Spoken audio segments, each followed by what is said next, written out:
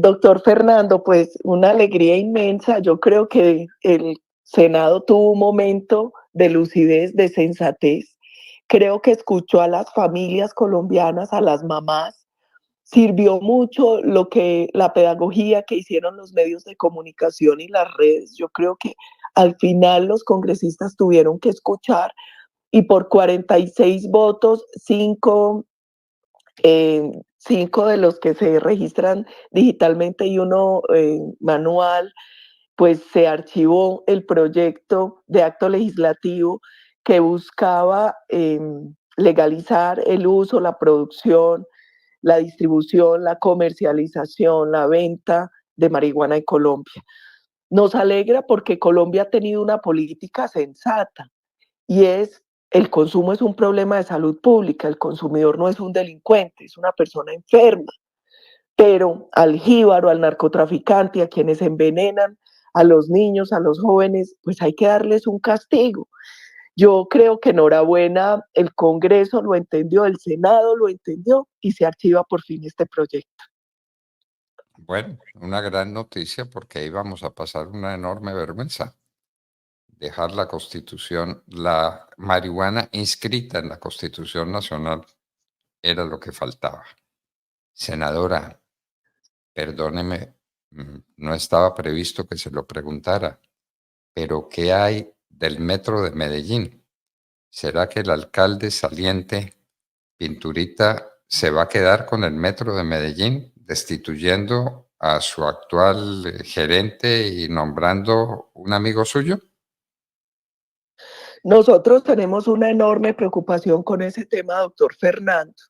Ellos incluso iban a citar a una sesión extraordinaria, al parecer con el fin de modificar los requisitos para la gerencia del metro para poder dejar un gerente de bolsillo.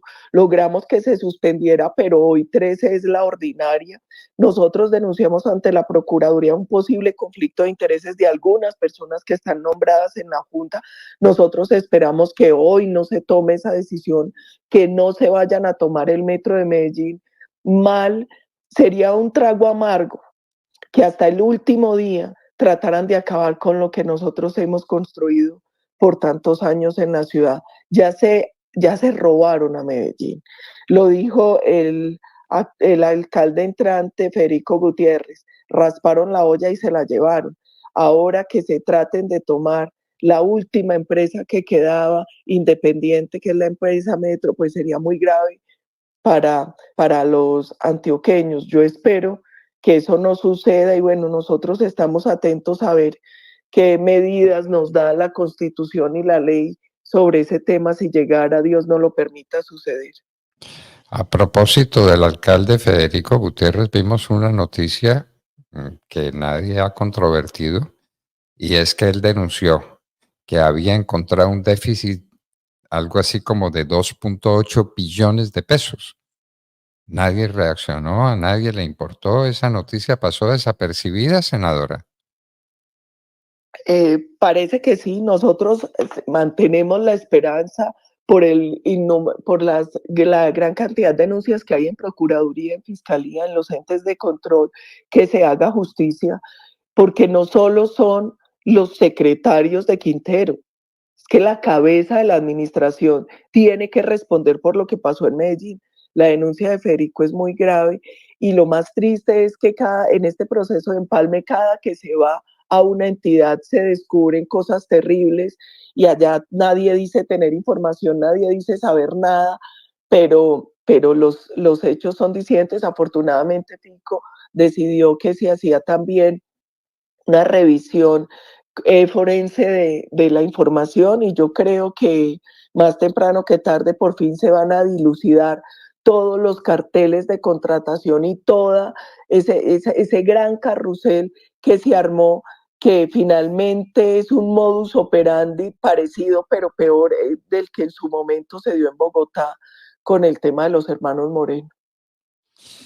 Bueno, decíamos los colombianos con sentido del humor que la comisión de acusaciones de la Cámara de Representantes debía llamarse mejor comisión de absoluciones. Pues es que la tradición es muy larga en este sentido. pero se mantiene intacta la esperanza. Cuéntenos cómo es esta denuncia contra Petro en la Comisión de Acusaciones de la Cámara de Representantes y la ampliación que de ella se hizo. Sí, doctor Fernando, yo me presenté ante la Comisión de Acusaciones a la audiencia a la cual fui citada, donde estaba el abogado en representación de Gustavo Petro y dos de su staff, dos personas de su staff. Estaba el delegado de la Procuraduría y estaba Ali Uribe, que es el coordinador del pacto histórico de esta investigación, y, y la senadora también del pacto, no recuerdo el nombre, Arizabaleta, es el apellido. Gloria Arizabaleta. Gloria Arizabaleta. Allí yo me ratifiqué en las denuncias por los presuntos punibles de falsedad en documento, financiación con fuentes indebidas y violación de topes de campaña.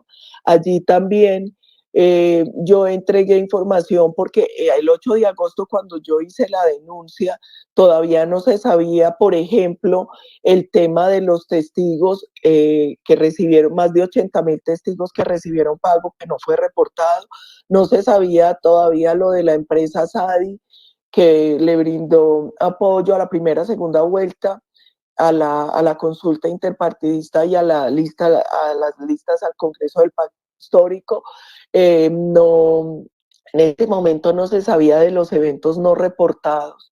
Y como lo dije y como lo he repetido, pues el margen que dejó la campaña de Petro entre lo que reportó en cuentas claras y ante el Consejo Nacional Electoral y una posible violación es tan pequeño que con una investigación muy simple donde cualquiera de estos elementos se puedan probar, que es fácil probarlos, pues ahí está evidentemente la comisión de los 3 delitos.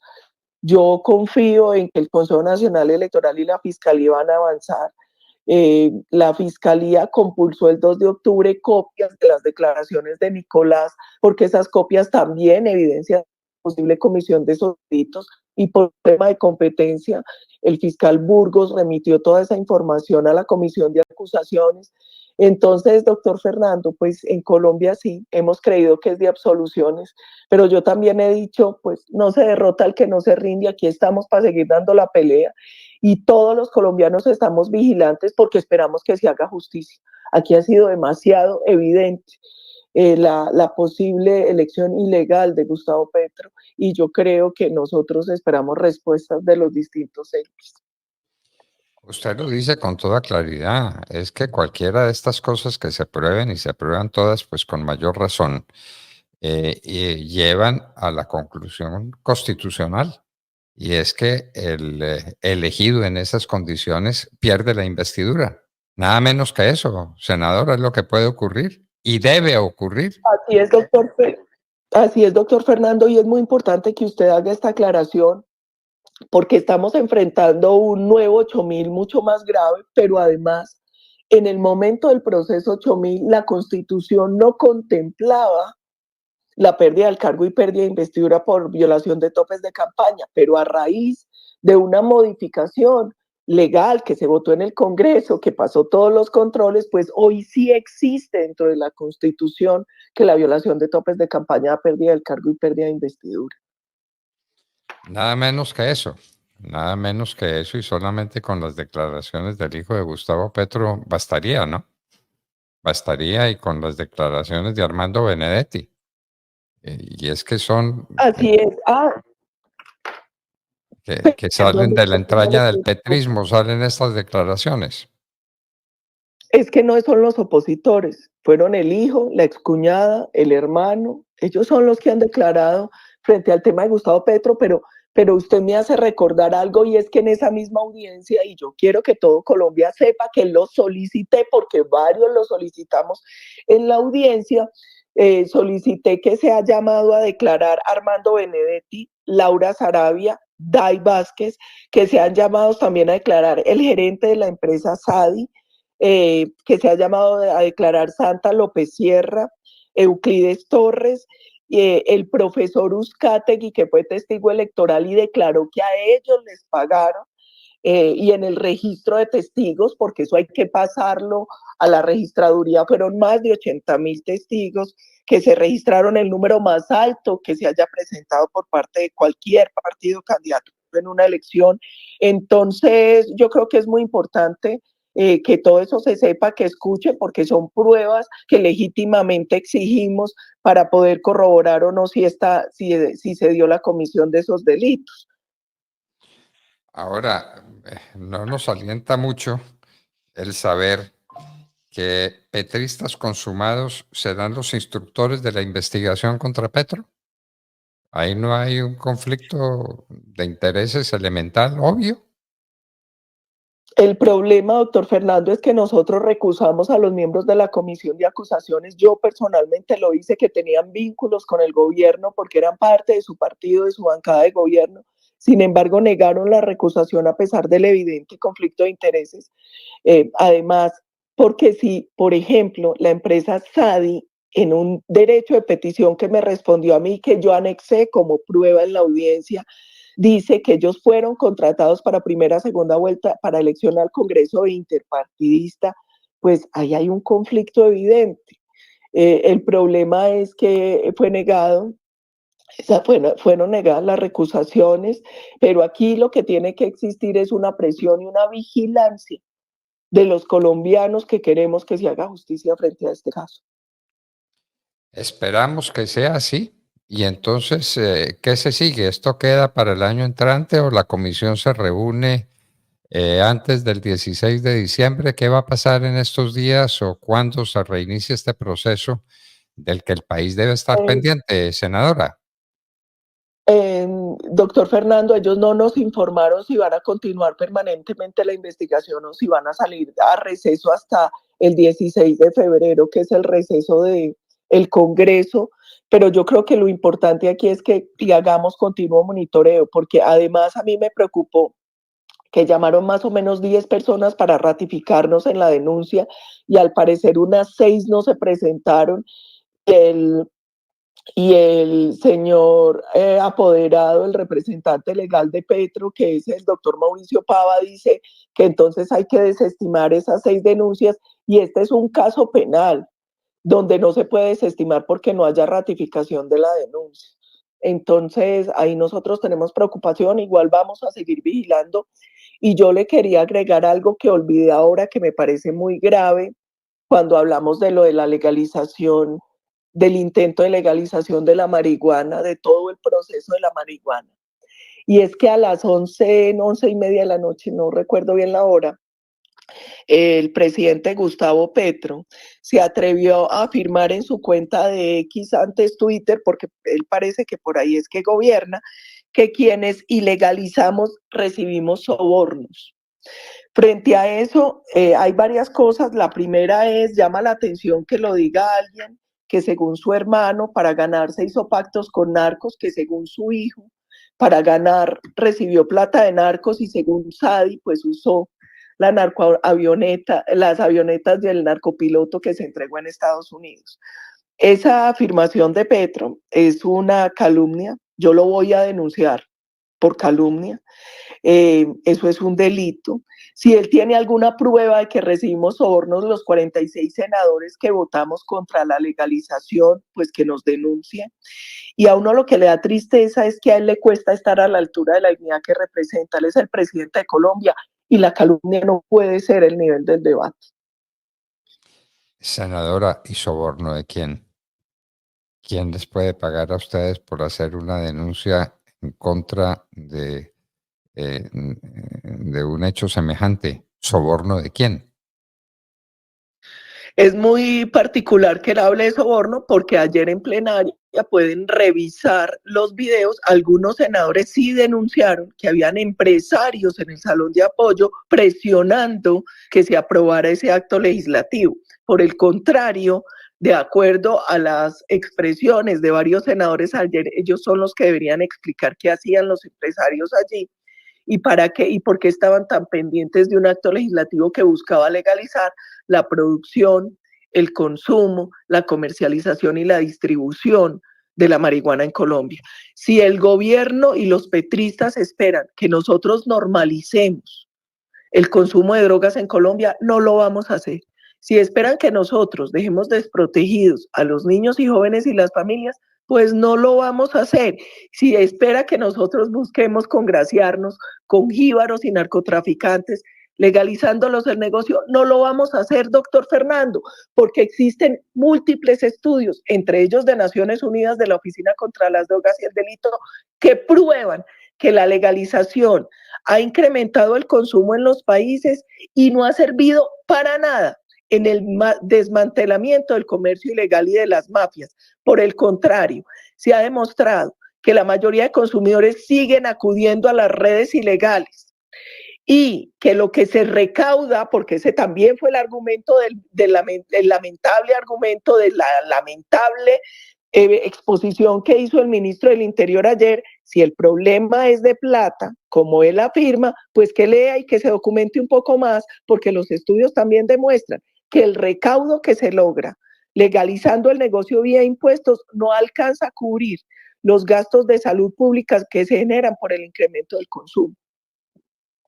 Los gastos de salud pública, eso nadie lo dice, pero hay cosas. Estábamos ahora analizando el asesinato de esta niña cuyo asesino cayó preso en Villavicencio.